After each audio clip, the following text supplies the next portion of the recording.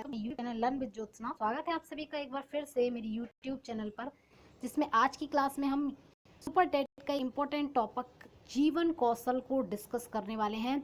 इस वीडियो को लास्ट तक देखें, बिल्कुल स्किप ना करें। ये वीडियो आपके लिए बहुत ही महत्वपूर्ण होने वाली है और ऐसे स्टूडेंट्स जो 2021 में सुपर टेट के लिए तैयारी कर रहे हैं उनके लिए बहुत इंपॉर्टेंट टॉपिक है। इस टॉपिक को हम 3 से 4 वीडियो में कवर करेंगे। ये इस वीडियो का पार्ट 1 रहेगा, तो लास्ट तक देखें और चैनल को सब्सक्राइब अभी तक ना किया है तो सब्सक्राइब कर लें और वीडियो को लाइक शेयर करना बिल्कुल ना भूलें। आइए स्टार्ट करते हैं इस टॉपिक को, जीवन कौशल प्रबंधन एवं अभिव्यक्ति। तो ये जो टॉपिक है, ये टॉपिक एक्चुअली हमारा किससे है? जीवन कौशल प्रबंधन एवं अभिव्यक्ति। ये टॉपिक जो हमारा है, ये है हमारा सुपर टेट का one of the most important topic, ठीक है, जो 10 नंबर में रहेगा।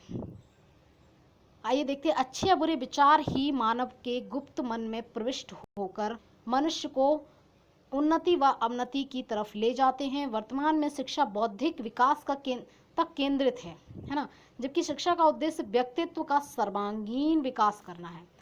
शिक्षा एक लिमिटेड हो गई है। शिक्षा सिर्फ 4 विषय पढ़ाने तक ही लिमिटेड रह गई है और बच्चे को 40, 50, 80 नंबर दिलाने तक ही सीमित रह गई। जिसने जितना ज़्यादा नंबर ले लिया वो उतना होशियार हो गया, शिक्षित हो गया बहुत ज़्यादा। लेकिन ऐसा नहीं है। गांधी जी भी कहते हैं कि शिक्षा का मुख्य उद्देश्य क्या है? बालक का सर्वांगीण विकास यानी होलिस्टिक डेवलपमेंट करना है। बच्चे को केवल 4 सब्जेक्ट पढ़ाकर आप उसे पूरे जीवन जीने के लिए नहीं छोड़ सकते हैं। तो ऐसे में उसे जीवन कौशल की भी शिक्षा देना आवश्यक हो गई है।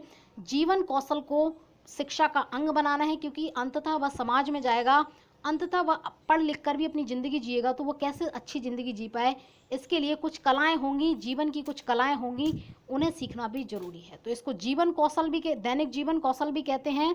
इसके दूसरा नाम दैनिक जीवन कौशल व सर्वाइवल कौशल भी है, ठीक है। तो 2 नाम है इसके, दैनिक जीवन कौशल या सर्वाइवल कौशल।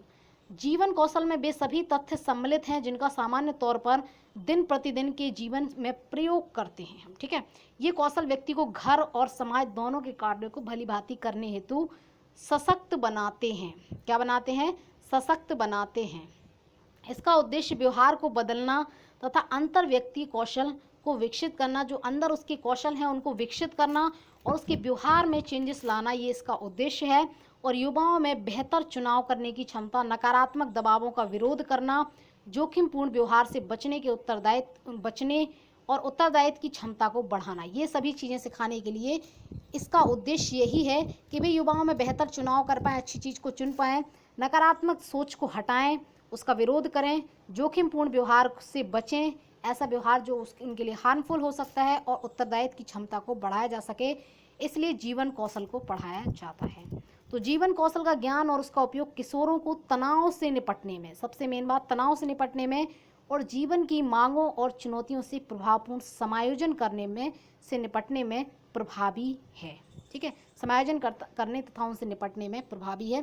तो इसीलिए जीवन कौशल सिखाया जाता है कि भाई बच्चा क्या हो, उसमें जीवन जीने की कला उसके अंदर आ जाए और जीवन कैसे जीना है, आगे कैसे सर्वाइव करना है, इसीलिए इसे सर्वाइवल कौशल भी कहा गया है, इसको सिखाया जाता है। तो इसकी डेफिनेशन देख लेते हैं। WHO ने इसकी डेफिनेशन में कहा है, जीवन कौशल अनुकूलात्मक और सकारात्मक व्यवहार की योग्यताएं। कौन से? अनुकूलात्मक और सकारात्मक व्यवहार की योग्यताएं जो व्यक्ति को दैनिक जीवन की मांगों और चुनौतियों से प्रभावपूर्ण समायोजन करने योग्य बनाती हैं। तो ये अनुकूलात्मक और सकारात्मक व्यवहार की योग्यताएं जो मांगे और चुनौतियों से समायोजन करने की योग्य बनाती हैं। तो ये कहता है WHO। नेक्स्ट इसके आगे कहा गया, यूनिसेफ ने भी एक डेफिनेशन दी है, जीवन कौशल केंद्रीय योग्यताओं का एक संघ है, यानी ऐसी बहुत सारी योग्यताओं का एक समूह है, संघ है, जिसमें कभी कभी भावात्मक बुद्धि के रूप में भी वर्णित किया जाता है। इसमें मूलभूत कौशल जैसे स्वजागरूकता, सेल्फ अवेयरनेस रहेगी। अकॉर्डिंग टू द यूनिसेफ क्या रहेगी?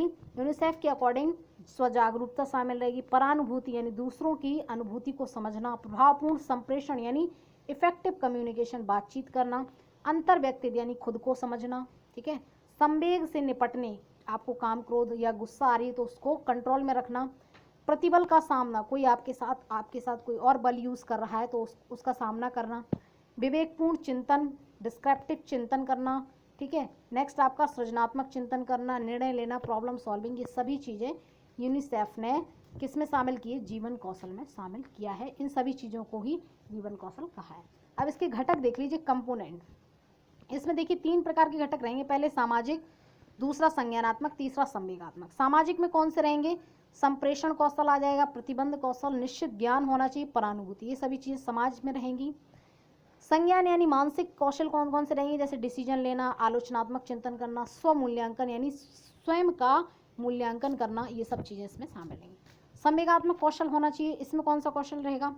इसमें दबावपूर्ण प्रबंधन, यानी कोई आपके साथ दबाव बना रहा है या आपका मिसयूज़ कर रहा है, आपको प्रेशराइज कर रहा है, तो वो कैसे आप मैनेज करेंगे, है ना। नेक्स्ट चीज़ आंतरिक नियंत्रण, सेल्फ कंट्रोल, ये भी इसमें रहेगा, अंदर से कंट्रोल करना, ये चीज़ भी शामिल रहेगी। तो ये संवेगात्मक कौशल हो गया। 3 प्रकार के कौशल इसके घटक हैं। आगे बढ़ते हैं।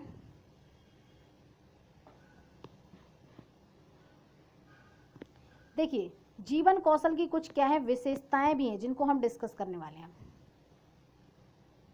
देखिए जीवन कौशल की जो विशेषताएं हैं, जीवन कौशल की विशेषताएं कौन कौन सी हैं? बालकों में व्यवहारिक ज्ञान का समावेश करना, ठीक है, व्यवहारिक नॉलेज आए, केवल किताबी कीड़ा ना रहे। जीवन संबंधी दक्षताओं का, जीवन में क्या किस चीज़ में प्रोफिशिएंट होना चाहिए, ये सब सीख जाए।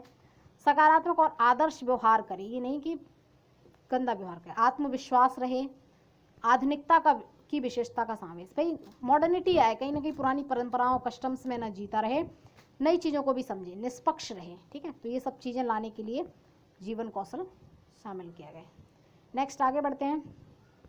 जीवन कौशल का महत्व क्या है? सर्वांगीण विकास करने के लिए जीवन कौशल का ज्ञान होना जरूरी है। मर्यादित आदर्श सामाजिक गुणों के विकास के लिए जीवन कौशल का महत्व है। शैक्षिक एवं अशैक्षिक समस्याओं के विकास के लिए भी जीवन कौशल का महत्व है, जीवन कौशल की आवश्यकता है। संवेगात्मक स्थिरता, ये नहीं कहाँ क्रोध करना है, हमें ये पता होना चाहिए कहाँ हमें शांत रहना है, कहाँ हमें ईर्ष्या करनी है, कहाँ हमें क्या करना है, किन चीज़ों को हमें त्यागना है और किन को अपनाना है और किस समय पे किसका यूज़ करना है, ये भली बात ही पता होना चाहिए। मानसिक क्रियाओं को सरल करना, मानसिक प्रक्रिया, मेंटल चीज़, ज़्यादा स्ट्रेस नहीं लेना है, चीज़ों को बड़े सुलझे हुए तरीके से समझना है, स्वाभाविक रूप से संपन्न करना है, आत्मविश्वास आए, भाई सेल्फ कॉन्फिडेंस रहे। और नेक्स्ट है आपका यहाँ पे विवेचनात्मक सोच, विवेचनात्मक सोच भी यहाँ पे रहेगी आपकी। आत्मज्ञान, खुद को समझ पाना, डिसीजन ले पाना, अभिव्यक्ति कर पाना, यानी अपने आप को व्यक्त कर पाना, ये सभी चीज़ों के लिए हमें इसका इम्पोर्टेंस है, यानी ये सभी चीज़ें सीखने के लिए हमें ज़रूरी है जीवन कौशल, ठीक है। नेक्स्ट आगे बढ़ते हैं, कुछ इंपॉर्टेंट फैक्ट। अब हम इस टॉपिक को कवर करेंगे 1 लाइनर फॉर्म में।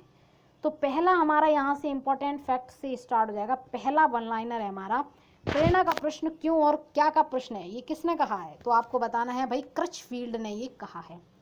नेक्स्ट क्वेश्चन है, मूल्य वह है जिसके लिए मनुष्य जीते हैं, ये किसने कहा है? तो ये कहा है आपका ओटाबे नाम के व्यक्ति ने। तीसरा क्वेश्चन आपका है, शिक्षा मनोविज्ञान के पिता, भाई सब लोग जानते हैं एजुकेशन साइकोलॉजी के फादर थॉर्नडाइक है, लेकिन आपके पास ऑप्शन में ये भी होना चाहिए हबर्ट भी, जब ऑप्शन में थॉर्नडाइक नहीं होगा तो हबर्ट पे जाएंगे। नेक्स्ट क्वेश्चन है, दोहरा कारक सिद्धांत दिया था, किसने दिया था? फ्रेडरिक और हजबर्ग ने। नेक्स्ट क्वेश्चन है आपका, भारत में व्यावसायिक शिक्षा प्रारंभ हुई थी, 1906 में प्रारंभ हुई थी, याद रखेंगे सभी। नेक्स्ट क्वेश्चन है, शिक्षकों का प्रशिक्षण कार्यक्रम दक्षता पर आधारित होना चाहिए, किसने कहा है ये?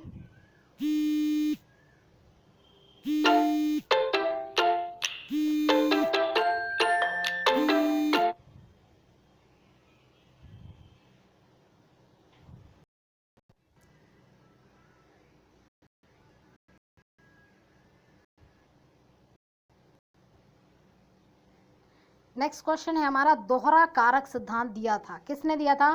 फ्रेडरिक हर्जबर्ग ने दिया था। नेक्स्ट क्वेश्चन है हमारे यहाँ पे, व्यावसायिक शिक्षा प्रारंभ हुई थी 1906 में, शिक्षकों का प्रशिक्षण दक्षता पर आधारित होना चाहिए, ये किसने कहा है? आचार्य राममूर्ति समिति ने कहा है। एक्चुअली ये जो समिति है ये 1991 का प्रोग्राम ऑफ एक्शन है, इसी समिति की सिफारिश पर 1991 का प्रोग्राम ऑफ एक्शन लाया गया था, जो कि 1986 की जो आपकी राष्ट्रीय शिक्षा नीति थी उसमें उसके काम मतलब उसमें जो चीज़ दी गई थी उसको क्रियान्वित करने के लिए बना था प्रोग्राम ऑफ एक्शन 1991। तो ये किसकी सिफारिश पर बना था प्रोग्राम ऑफ एक्शन 1991? ये आपका आचार्य राममूर्ति समिति की सिफारिश पर बना था। नेक्स्ट क्वेश्चन है हमारा, व्यावसायिक सिद्धांतों में सामाजिक अनुबंध सिद्धांत का समर्थन किया था? तो ये क्वेश्चन का आंसर हो जाएगा थॉमसन, डोनाल्ड और थॉमस ने किया था। गांधी जी ने आधारित शिक्षा का संप्रत्यय सर्वप्रथम शुरू किया था, कहाँ से? टॉलस्टॉय फर्म से। नेक्स्ट क्वेश्चन है व्यावसायिक नैतिकता के प्रकार बताइए। तो 2 प्रकार है, पहला वर्णनात्मक, दूसरा आपका प्रमाणित। ठीक है, नेक्स्ट क्वेश्चन देखते हैं हम लोग। नेक्स्ट क्वेश्चन है हमारा, एक अध्यापक की कथनी और करनी में अंतर होना चाहिए, किसने कहा है? गांधी जी ने कहा है। नेक्स्ट क्वेश्चन देखते हैं, बच्चों का सर्वोत्तम शिक्षक वही है जो स्वयं भी एक शिक्षक है, ये किसने कहा है? मेनकन ने कहा है। नेक्स्ट क्वेश्चन है हमारा, फूल बच्चों की जन्मजात प्रगति है, ये किसने कहा है? मैकडूगल ने कहा है। वही मैकडूगल है जिन्होंने 14 प्रकार की मूल प्रवृत्तियां बताई हैं। आगे बढ़ते हैं थोड़ा सा। नेक्स्ट क्वेश्चन है, किस आयोग की सिफारिश पर स्कूल 1 किलोमीटर दूर होना चाहिए?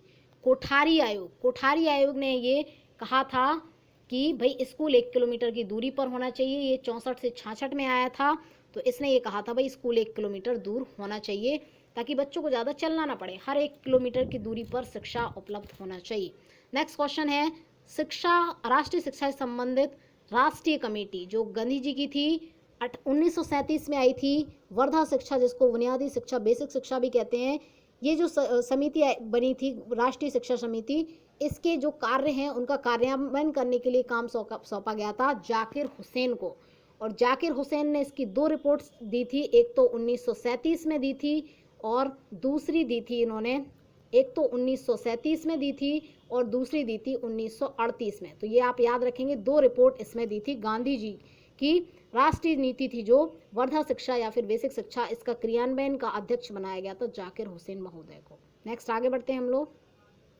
किस आयोग ने 10th + 2+3 शिक्षा प्रणाली की सिफारिश की है?